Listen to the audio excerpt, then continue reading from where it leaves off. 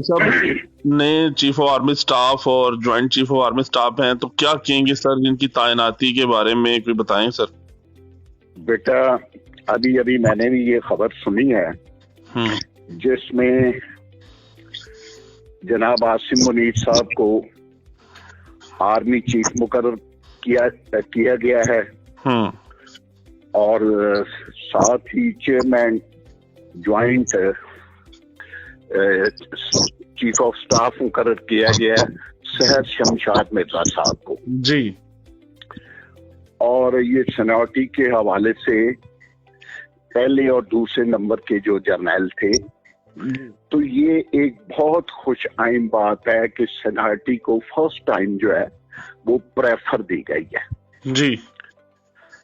मैं हुकूमत के इस इक़दाम को एप्रिशिएट करता हूँ जी।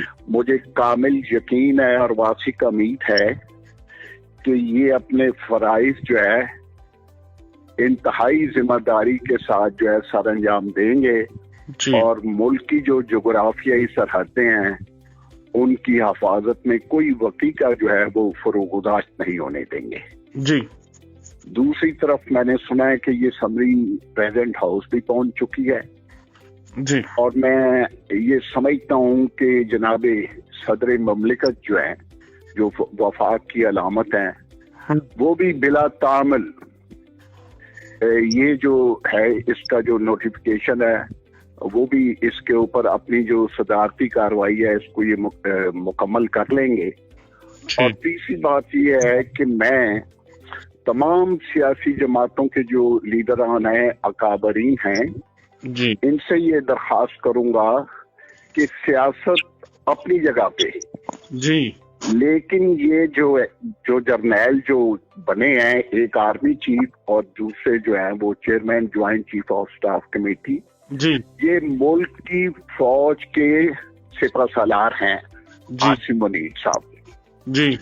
तो सियासत से हटकर तमाम पार्टियों को चाहिए कि ये जो मुल्क है ये सबका है। आर्मी जो है पाक फौज जो है ये सबकी फौज है, तो उनको भी चाहिए कि इस फैसले का जो है ना एहतराम करें। तो आखिर में मैं अपना जो कमर जावेद बाजवा साहब जो है जो 2-4 रोज में रिटायर हो जाएंगे जी। यहाँ पे अलमिया ये है कि हम आने वाले को तो वेलकम कहते हैं, कहना भी चाहिए जी, लेकिन जो जा रहे हैं मैं इनकी खिदमत को भी खराज तहसीन पेश करता हूँ जी, जी। जब ये आए थे उस वक्त दहशतगर्दी अपने अरूज पे थी और बिलाशुबा इन्होंने दहशतगर्दी का कला कमा किया। इस पर जितना भी इनको खराज तहसीन पेश किया जाए कम है।